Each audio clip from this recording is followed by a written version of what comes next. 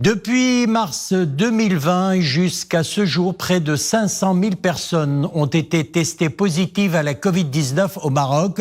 Celles et ceux qui sont aujourd'hui guéris et qui sont très nombreux, jusqu'à 98% des personnes déclarées positives au Covid-19, sont-ils concernés par la campagne nationale de vaccination ou ont-ils développé une immunité naturelle suffisante pour en être dispensés?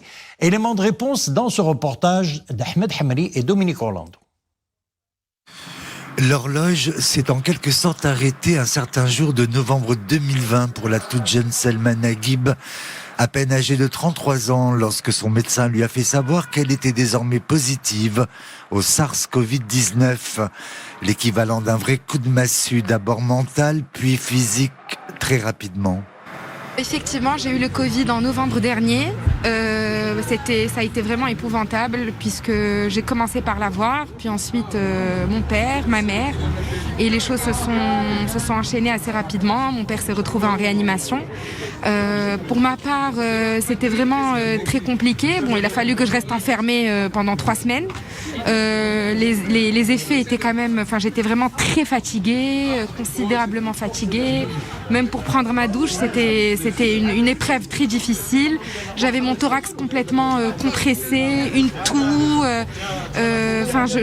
C'est-à-dire que c'est une sorte de grippe, mais qu'on ressent fois 1000 et qui nous rend dans un état de fatigue considérable.